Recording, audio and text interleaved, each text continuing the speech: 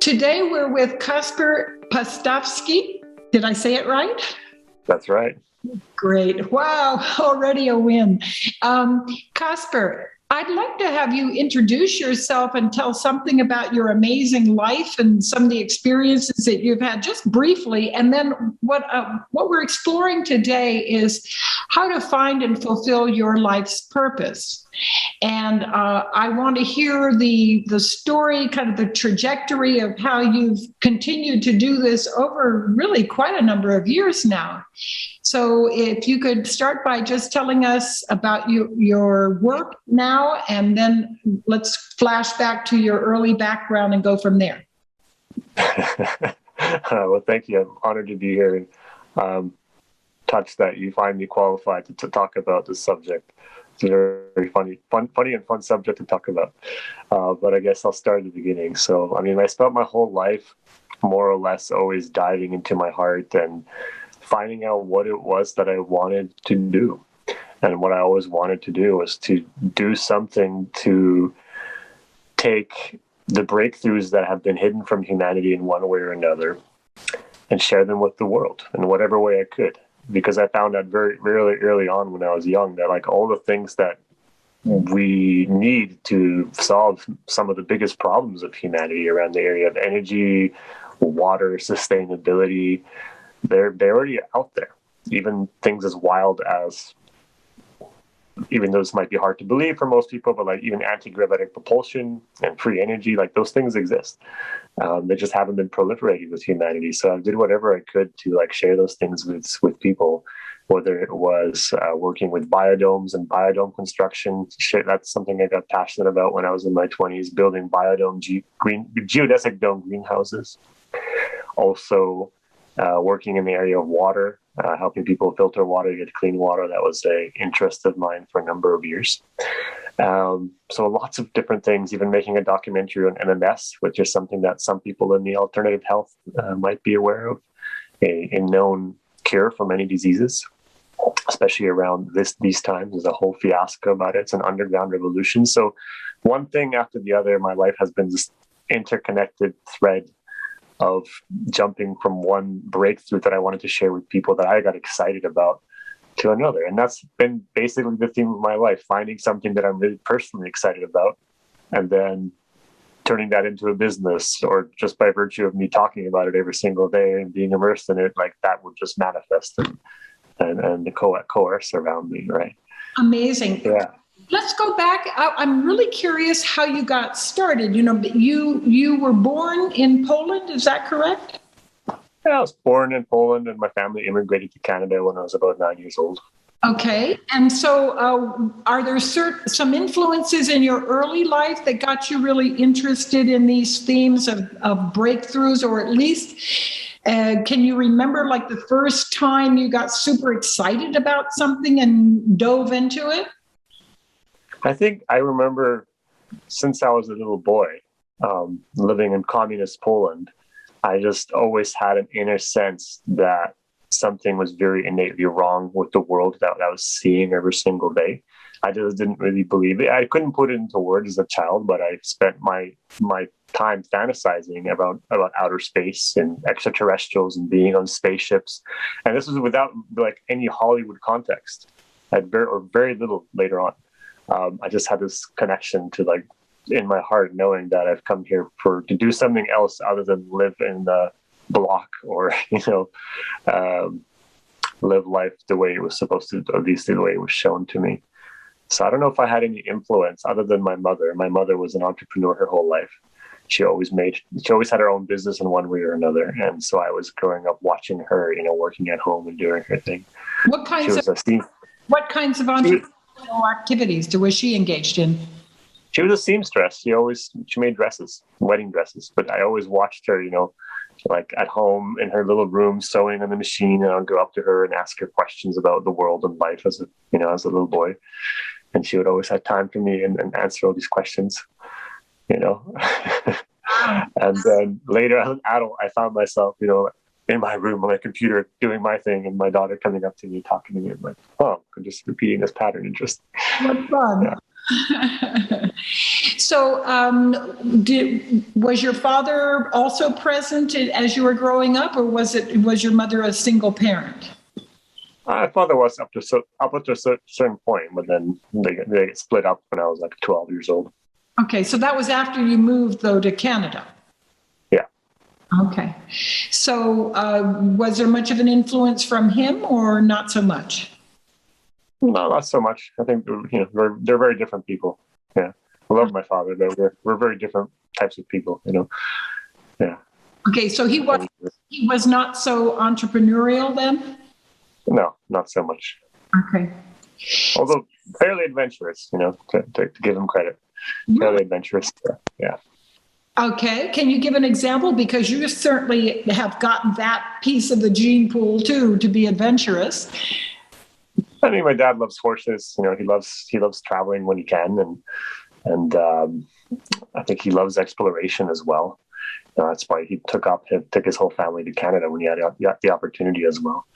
My father wouldn't say that because he kind of downplays it. He's always like, "Oh, I'm not as gifted and talented as you." And I'm like, "Well, I did learn a lot of things from you, by example, maybe just not directly. It's like the spirit of the thing that counts." Exactly. Yeah. Exactly. So it sounds as if you got some good influences from both of them in terms of your entrepreneurial bent, shall we say? Yeah, sure. It's very possible. So I was curious to wonder where that comes from. I never really thought of myself as an entrepreneur until much, much later when people started calling me that. I'm like, I'm just trying to do what feels right. I can't not do these things. So yeah. So you wake up in the morning, you're like, I'm going to be an entrepreneur now. You're just like, there's the shit that happens when you decide, what's in your heart and not doing that thing that you really are drawn to or feel like doing becomes more painful than not doing it, or rather, not doing it becomes more painful than doing the other thing. Got it. Right? Yeah. So it's like a directing yourself away from pain and toward greater pleasure and enjoyment, aliveness. Yeah, although it's not always pleasurable. That's the thing. No, that's certainly true. I understand. Yeah. So what was your earliest entrepreneurial venture as a young person? Gosh. When I was 19, I started researching all this stuff about online marketing and just started researching what could I do. So I started marketing ebooks on the internet when I was in my early 20s. And that was in the heydays of the internet when everything was just brand new and people were like, "Have you heard of Google?" Wow, okay, I could do that. So yeah, but that was years and years ago. Yeah, the first thing I started doing was just learning marketing and how to make money online. And that was my first exposure to that whole entrepreneurial world back then. How did that go for you? Fairly well. It was, I had a lot of lessons and experience and learning how to sell things and getting involved with the world of adults and just like me as a little kid, going to online marketing conferences and meeting people. But that quickly evolved into just a deeper understanding of how to communicate. I think one of the strongest skills that I took out of that was being willing and able to communicate and show up with a vision and talk about it, which is, I think, the paramount, really important if you want to go out there and turn dreams into reality. You've got to actually talk about them. A lot of people don't talk about their dreams; they die with the dreams on their lips, and that's the paramount difference between going for your purpose or not. Is just start talking about the things that you're dreaming about and see what will happen.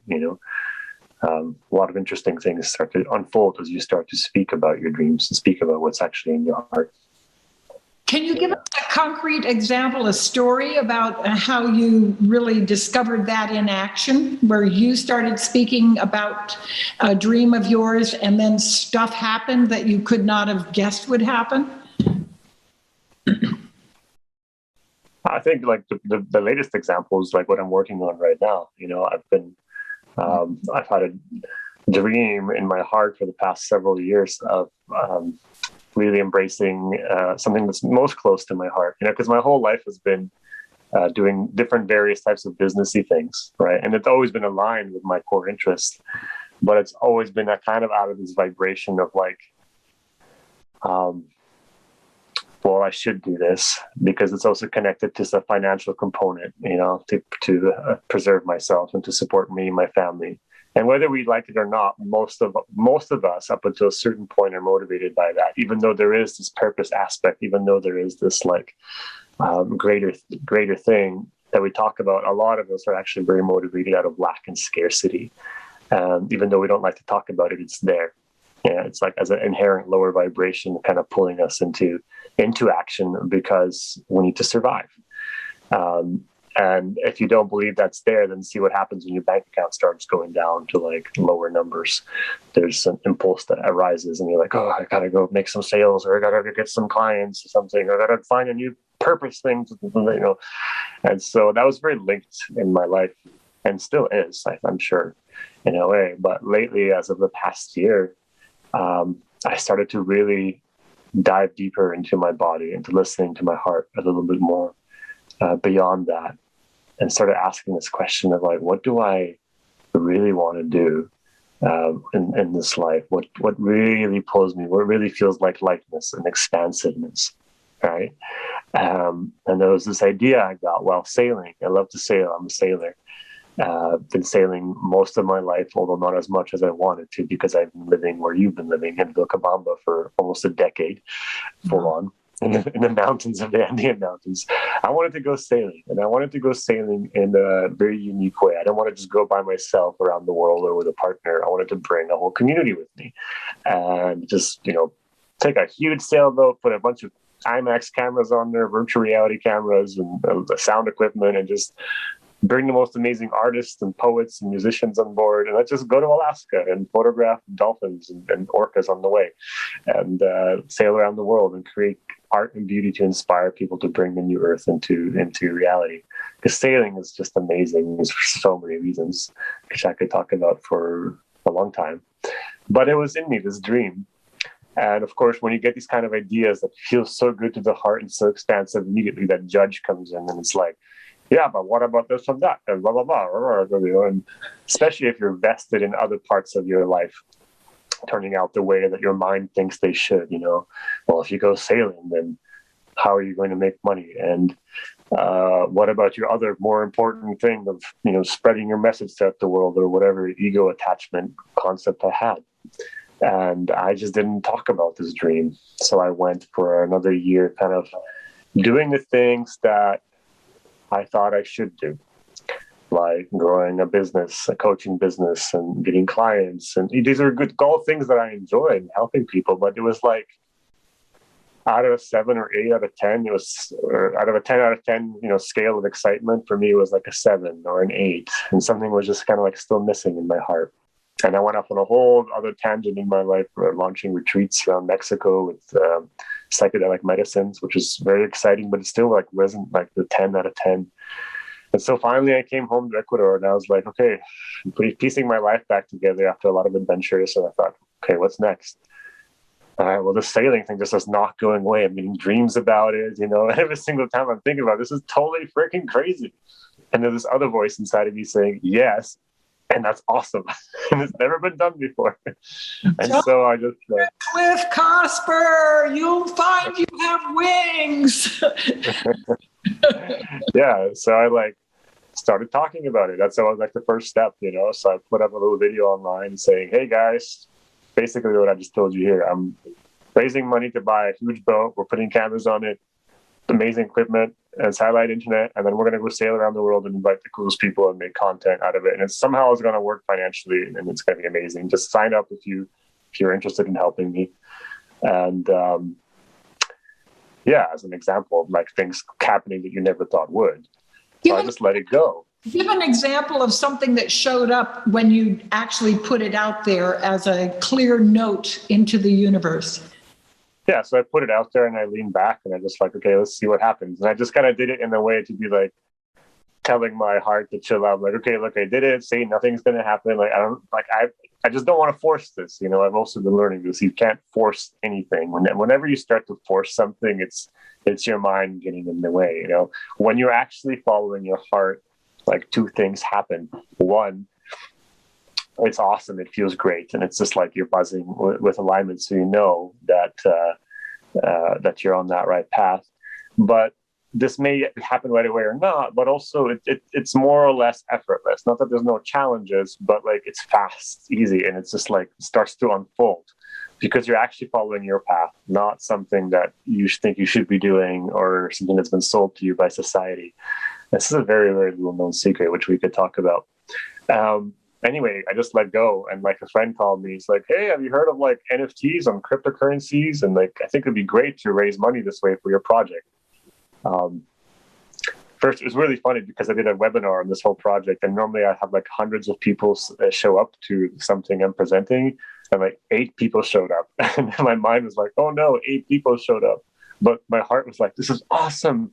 8 people showed up, as crazy as you are." Anyway, like over the course of like the next few weeks, the most perfect plan started to be presented of how to raise finances for this project. Through cryptocurrencies, through NFTs. Could you a long story. Take a moment here and let people know what NFTs are? I mean, I've heard about them, but maybe you could explain that so that it's transparent here. Non-fungible tokens. In fact, you know, the best thing is if people are interested in it, because we would go into a whole tangent on cryptos, just go to our website, sailthestars.com, and then you can What is it find again? out. Sailthestars.com. Sailthestars.com. Great. Yeah. And you can download the white paper there for the project if you're a crypto investor and you see what we want to see what we're doing. But NFTs are non-fungible tokens, so it's on Ethereum. A fungible token is anything like Bitcoin or the US dollar or a seashell on the ocean. You know, it's not like you have one seashell and it's the only seashell. There's many other seashells, right? Or a dollar is the same thing. You can trade it for many different types of dollars. Same thing with Bitcoin. But a non-fungible token is a unique token of which there is a limited supply, or every single one can be unique on the blockchain. And this revolutionized the art space in the crypto world, where digital artists are now able to sell their art on the blockchain, digital art, which before had very little value. Now it's valued, you know, in the millions of dollars in some cases, or tens of millions of dollars. And it's revolutionized that space. But it's also a smart contract on the blockchain, so you can use it for many different things. So we've devised a strategy here, a way to essentially involve artists in the project and raise money through a collaborative art effort where hundreds of artists are coming together to create unique art representing the project. And then we're going to be offering that art in a crowd sale where everybody who wants to support the project comes and buys the art. Nice. But that art itself is also a smart contract share in the project. So as long as they hold the art, they're going to receive dividends from the revenue that the project generates. Theoretically, in the future. But, you know, so it's totally crazy. This evolved over. How do you envision the project is going to generate revenues? I mean, I think I immediately had some thoughts, but I wanted to hear your ideas on how you see it generating revenues. Yeah. Well, basically, the idea is we're taking this boat, turning it into a canvas for a virtual reality show for us to be able to co-create at a really high level with all the right technology and tools.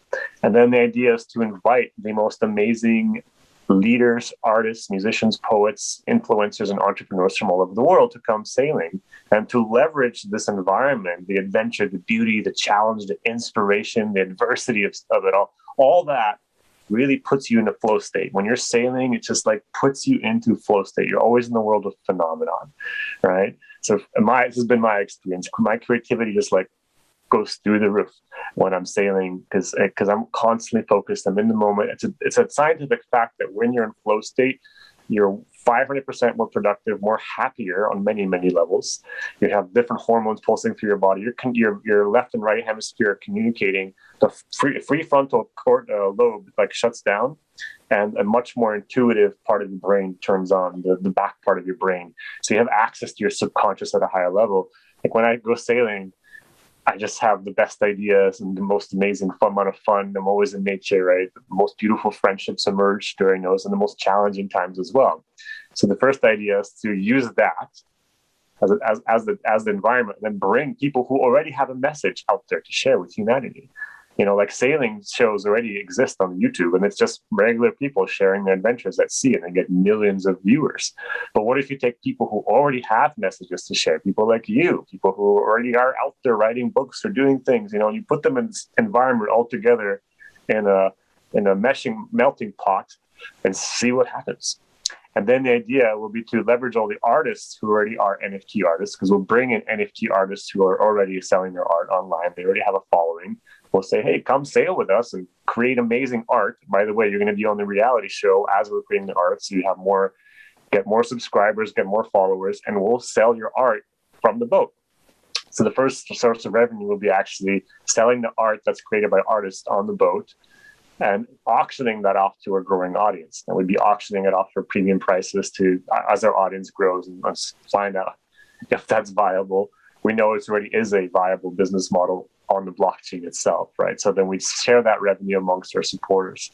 And then the next level of revenue is actually co-creating educational courses that we want to create with all the talent on board, all the entrepreneurs, to inspire people to, figure out what they actually want to do with their lives, and to teach them how to, or help people actually turn their dreams into reality from a vantage point of saying, hey, look, we're doing something crazy. We're not just talking about this, we're actually living it. And hopefully that being a platform that attracts, people of all ages from all around the world to want to do the same, and selling that content and monetizing that and distributing that amongst our supporters. And then the third way we're going to raise revenue, and this gets into microeconomies, but we actually want to launch, and we are launching, and have already created our own cryptocurrency around the project. And that cryptocurrency we're going to offer next year, but only after the show has already been, we have pilot episodes, we've got the boat and everything's running. Then we're launching it based on something real and tangible. And that cryptocurrency will have a use case in the project, and hopefully we'll raise substantial revenue, and some of that will trickle back to our supporters as well. This sounds really great. Are you considering at all the possibility of the links that you have with people on board ship and people on shore, that also involving the voices of the people on shore as kind of this web network that you've created as you go around the world? You could, greatly expand the opportunity to play and to impact. Is that part of your thinking too?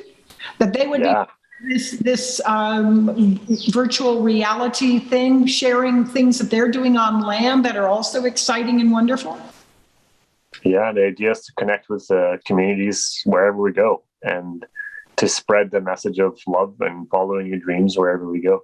Beautiful. And to also help people uncover the truth of what's going on around the planet, and connect with communities who are on the shore or on land. I mean, predominantly we'll be creating content on board and inviting people on board, Are you thinking of connecting up with any of the platforms that are already existing, or are you going to make your own platform, or what's the idea there?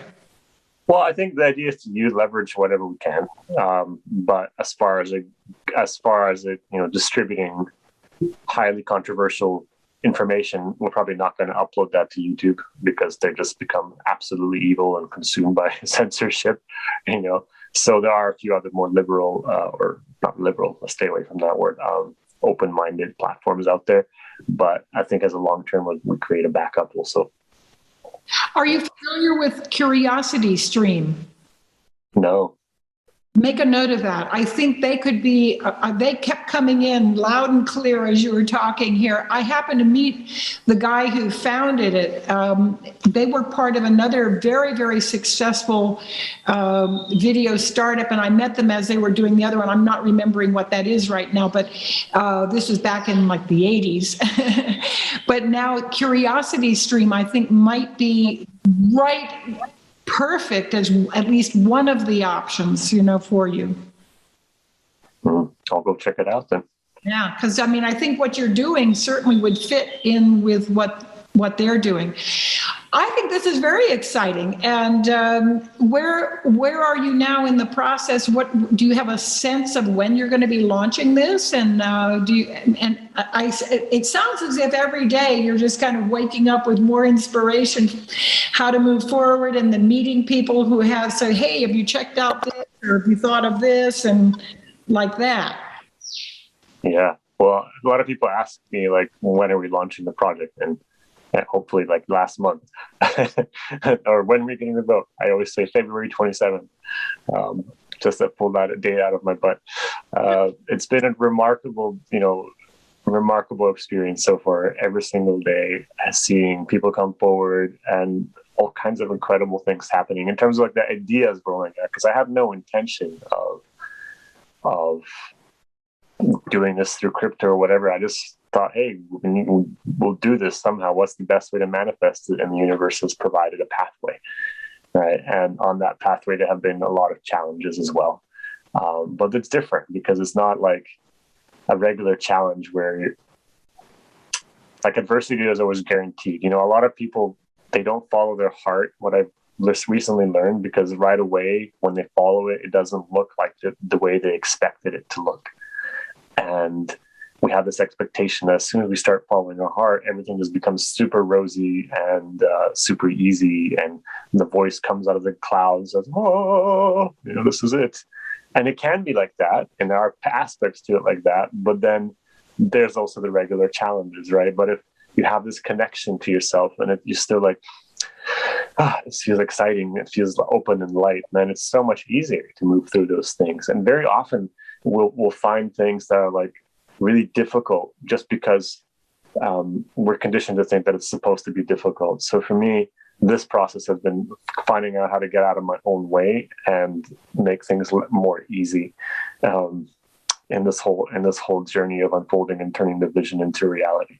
But, like, the whole idea, and then how we're going about presenting it on the internet, all the people that have come forward to it, the amazing individuals that have come and helped out, it's been totally unexpected. And, again, coming back to what I talked about earlier, just talking about your dream, none of that would have happened if I just sat there and not talked about it. Right. Exactly. Yeah. Exactly. So are you finding that, what I have found in my life, and this has been really emphasized in the last couple of years, is that if something happens, I can look at it in two ways. One of them is, oh gosh, this is really difficult and challenging and it's not going to work. Or I can say, oh, how interesting. This is difficult and challenging. And there is a way for this to take me to an even better place, and hold that sort of space of openness and possibility and gratitude. And then stuff shows up that I couldn't even have dreamed of, that all of a sudden I see, wow, what looked like a hardship or a challenge, difficulty, all of a sudden it has this amazing gift that it's giving me. Are you finding that kind of thing? Can you clarify the question? Like it brings the gift. Okay. Mm-hmm.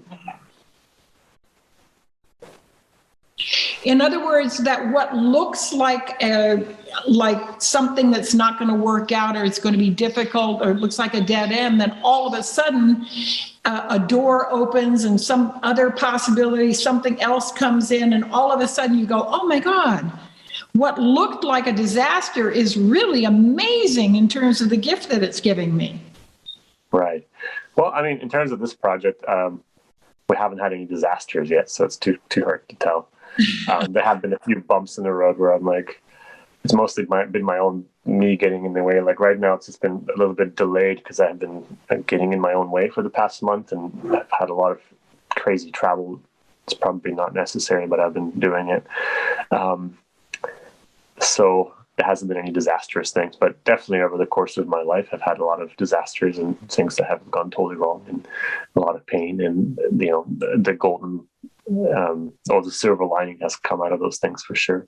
Yeah. I call them, I've given them a name of evolutionary errors.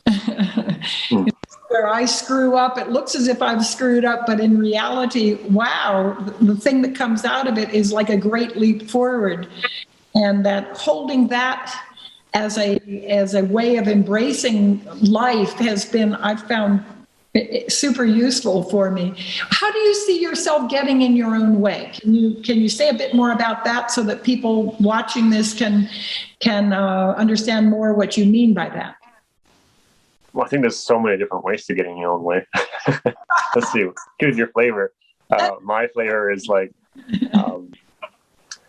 overcomplicating certain things, and it's been a kind of a little ritual of mine. I actually have it written down on a piece of paper in front of me. It's an article I read by Tim Ferriss a couple of years ago, and I got something really great out of it because he's basically talking about this question: what would this look like if it was easy? We're so conditioned to believe that to be successful, to create anything of value, for us to feel worthwhile and worthy, we have to be grinding. We have to be, pushing it to the edge and redlining the meter. And this is so conditioned in us that it's actually become a culture. There's like endless videos and inspirational videos on YouTube where you can find about be an entrepreneur, you got to grind, you got to put in the work, you got to work hard. And it's so convincing. You're like, oh my God, this is what has to happen. I've got to work hard. I got to grind. If you're not grinding, Gary Vaynerchuk and all these types. There's nothing wrong with it. Go ahead, grind. It's fine. In fact, grinding is an aspect of going for your dreams. Like in certain terms of this project, I've had to grind. Like my to-do list is like endless. I'm like, oh my God, this is so much stuff to do. And I could do it in 1 week, or I could do it in 10 months. I think I want to do it a little bit faster. Right. So there's an aspect of like, okay, just get the work done. Let's move to the next thing. But if you make that your God, if you make that your core principle of operation, you're in trouble, because that's not what creates the results. Like what creates the results is tapping into your worthiness now. And a lot of going for your purpose and living your life stream is about allowing yourself to believe that you're actually worthy of this thing. Right. So that you actually do it, right? But this has so many other parts of the spectrum, because you start moving towards your dream. Just because you're moving towards your dream does not mean that you've left the old you behind. You've maybe left a shitty job behind. Maybe you've left a bad relationship, or whatever it is. That's a big aspect. You're increasing in vibration, but there's still these old habits, right? Like, I gotta work hard. So catching yourself doing that, for me, has been really, really interesting. So like, as an example, I've it's been this shamanic ritual process right now. I'm actually in front of my computer right now. We're putting together the video trailer, which maybe I'll send you later, for our project. I have been working on this thing for about 2 months, and it turned out great in the beginning. I had this vision for it, and in the beginning, when I launched the website, it was just me with my face talking about the project. And I thought, okay, we want to make something more epic, because it's just me talking about the project. It's not good enough, I have to make it better. And we hired this storyboarder to make amazing storyboards for the project. It turned out great. And then the idea was to turn it into some kind of explainer video to explain the whole concept. The whole white paper of the project boiled down to a few minutes. And I started working on it, and it was going in the right direction. And then I thought, this part where I'm explaining this thing, this needs an animator to do it, because me talking about it is just making no sense. So now I'm adding complexity to the thing. So I hired an animator, and you make a wrong decision when it just starts not clicking from the first place. It's like, first he didn't get back to me for a month, and for like a week, and then I had to go somewhere on a trip, and then I need to make a new script for this thing, and it wasn't working, and I sent it to him, and he sent me back this thing that looks like trash, and like, and it had this voice in me arise saying, just cancel this, you don't need to pay for this, it just does not need to happen. But I just forced it. It's like, no, we have to get it right. So 3 weeks to a month goes by on this little part of like a 60-second part of this video, and I'm telling everybody, okay, it's going to be good, just wait for this thing. And then I get it back all finished, and it's it's okay, but it's just crap. It's like not fitting at all. And I'm like, maybe I'll fit this crap into my other thing that's good, and we'll make it look good.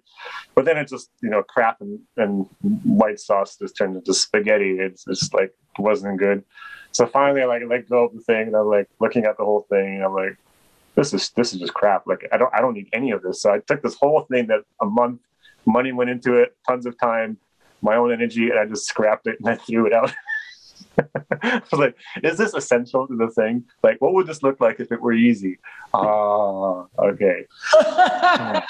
And so I started from like a new concept, and now I'm like piecing the video together in a couple of days, and it's just amazing, and turned into this trailer without this thing. But just one little thought of like, I need this, it won't be enough.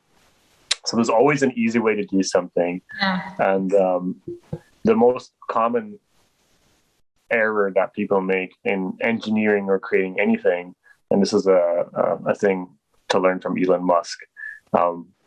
Think what you will of Elon Musk and everything. I'm one of his fans, at least in his thinking methodology. He's always telling people and his engineers, just like, do we actually need this thing that we're, fussing about? What if we just rip it out? And just keep removing components until like you have the thing that you just need and it does the job done. So I've learned that I get in my own way by adding total unnecessary crap in my own way. And so it's been a learning process. And this is super, super key for like moving into your life purpose, right? Because what does it mean to move into your life purpose? Well, for me, as of late, what I'm learning is that it's a process of tuning deeper and deeper into what actually feels expansive, what feels like light, what feels like service to you. And this can be very confusing because if we just go by what we feel, well, sometimes we move into something and it feels like resistance because we don't want to do it. Well, does that mean I shouldn't do it? Or does that mean I'm afraid, And sometimes it means moving through that resistance. But if you find yourself feeling resistance and you tune into like, do you actually want to do this? And it still feels expansive, then that's your thing. Like there's some days where I don't want to work on this thing. I'd rather just sit and play guitar or go for a walk because it's a lot. And there's a part of me that's afraid of it actually succeeding, or a part of me afraid moving through it and it just doesn't work out, So that is a part of it. But once you have that expansive thing, you've got to actually attune your whole life to being this person that you want to become, because it's not like you're going to have a life purpose and it's going to fulfill you. It's not going to do it for you. And that's one thing I've been letting go of. Like nothing will make me happy. I've got to be happy first. I've got to be full first. I've got to be whole. And then I start to perceive things and see things and attract things and people that are actually in resonance with this, right? And that's where the things just takes off. So this means looking at your life as a whole picture. What are the things in your life that you do that are just like not adding to it? That are just adding shitty vibrations, like scrolling through Facebook for hours, or, looking at YouTube for hours and just like zoning out, or keeping friends and people that just don't inspire you, or, paying attention to things that bring fear into your life. Like, is your life full of these level 10 things that are actually high vibratory things, that things that you actually want to do, or things that you're hanging on to because they're secure things that give you security, or they make you feel better about, feed your ego or whatever it is. I'm letting those things go. So there's more space for the real you to actually be there. And this includes habits also, like looking at all the things that you do and how you do them and just letting go into more ease and more grace. So I think that's a very, very huge component of it. By the way, ease and grace, we have Richard and I have created a calligraphy wall in our bedroom. He does beautiful calligraphy, which may be part of your art piece for your project.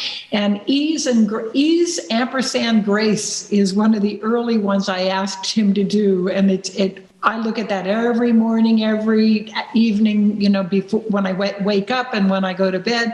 Ease and grace. It's really a good reminder, and I love what you've just said. This is such good advice, good learnings that you've had. Is there anything else that you would like to share with people about what your sort of big learnings about finding and fulfilling your life's purpose? Because this is amazing content that you've been giving us here. Anything else? Well, I was laughing in the beginning because like I don't really well, it's funny to be talking about it, because I still wake up every other day. Sometimes I'm like, I'm totally nuts. I'm like crazy. What the hell am I doing? Just go back to what I was doing before, or do something else. Like, this is totally nuts and crazy what I'm doing right now. So for me to speak about, before you go, when you hear yourself saying this is totally nuts what you're doing, you're totally nuts, how do you then engage with that particular voice that's, basically dissing you? Well, I think it's a good thing. That's what I was trying to get to. If you don't have that voice coming up, you're probably not digging deep enough. Yeah, but if you let that voice stop you, then you kind of caught the wrong track. Yeah. Because just because it's new and different and no one's ever done it before doesn't mean you shouldn't do it. In fact, quite the opposite. Like, have the stop. Like, no one's ever done this before. Yeah, no one's ever done this before, so we should try it out. But to like speak from the perspective what I was getting to of like, oh, I have my life purpose, so I can tell people how to find their life purpose. I feel a little bit egotistical or not really humble talking about that, because I don't know if this is my life purpose. I don't know if anything is my life purpose. Very often I feel extremely lost and very sad, very confused. I think this is a time on the planet where a lot of us are feeling lost, rudderless, confused, right? A huge component of life purpose for me has been letting go of purpose. Letting go of it completely. It's a journey that you take from the mind deeper into your heart. When we're attached to this idea of who we are and our identity, it's a very ego-based living, because all that is very temporary. So you have to keep thinking about it. My purpose is this and this. I am so-and-so, and my purpose is blah, blah, blah. Like, I always smile when I see people talking in self-help circles, like, I'm blah, blah. My purpose is to help awaken people. I'm like, really? Okay. Well, you're very convinced. Like, what happens when you go to sleep and this whole reality just goes away and this is absolute darkness and nothingness? Is your life purpose still there? Can you hang on to it? So, like, rather than fishing for purpose, what I've learned is to like keep fishing for that connection to myself and for deeper level of connection to my feeling, to feel what I am and who I am, and to feel my emotions every day, to feel your feelings. Before I started this project, I had this ritual, just like sitting every morning and just sitting and feeling, and at night just sitting and meditating, feeling through everything I was doing. And very often I would just sit there and just cry for an hour and let things unload, and being really okay with my darkness. Like, life purpose is not this thing where we're just like aligned and purposeful, everything's going good and I've got my purpose. It's so much about meeting your darkness. It's so much about meeting the parts of you and loving the parts of you that haven't been seen. I was coaching a woman recently who's also following this path and wants to raise money for a project she's doing, and it's a cinematography project, and pretty sure she won't mind me sharing this project without sharing any details of who she is, but she's like, she had a breakthrough when we started talking about this, because she wanted to do something similar, and she was really stuck with the project, and she felt really close to her heart. And we started talking, and I started asking her, like, why do you really want to do it? Like, because she didn't know if it was this one or that one or that one. And as soon as she started talking about this project, my heart started to open up and I felt the excitement in it. But she wasn't talking about it in the perspective like, oh, wouldn't this be so great? She was talking about the things that really made her sad about the issue that motivated her to even think about this project. And it's a very heavy topic. It's like, Marty, one of the heaviest topics on the planet right now, where you look at it and go, I don't really want to look at that. But when she talks about it, there's an air of like, she's ready to face it, and she has the strength to face this, and this is why she wants to make what she wants to make. And I told her, well, that's it. That's what you've got to talk about. And that's the truth. And that's, you lean into the darkness of it, lean into the pain of it. That brings aliveness to you. That's important to look at. And she had a breakthrough. She said, well, I never thought about that. I always thought I had to be just totally happy and excited about this. I'm like, yeah, that's part of it when you move into it, but it doesn't have to be excited, right? You don't have to be excited right away about it. Like, life purpose is not what is usually just right in front of you, gleaming like a golden coin and shining in the eyes. Sometimes you have to lift the lid of like your deepest fears, of your hardest insecurities, and like be willing to go into that thing. Because like our deepest fear of moving into our purpose and doing the things is not that we'll fail, but that people actually won't accept us, or that we won't be the person who we think we should be, or that society has told us to be, Like I'm walking away in this project away completely from my old identity that I had. And it's very new and it's very uncomfortable. It's very new and uncomfortable. And to be able to sit and be in that, to be really uncomfortable, very good to have in practice. To be uncomfortable, be willing to face the darkness and the discomfort of everything that arises on that journey. Be willing to really allow the old part of you to die. There's a little death to be had when you move away from your old job, your old whatever that you're leaving behind to go for this next higher vibratory thing. Yeah, and it's not a destination, but a constant direction that you're tuning into. Yeah. That's great. Really great.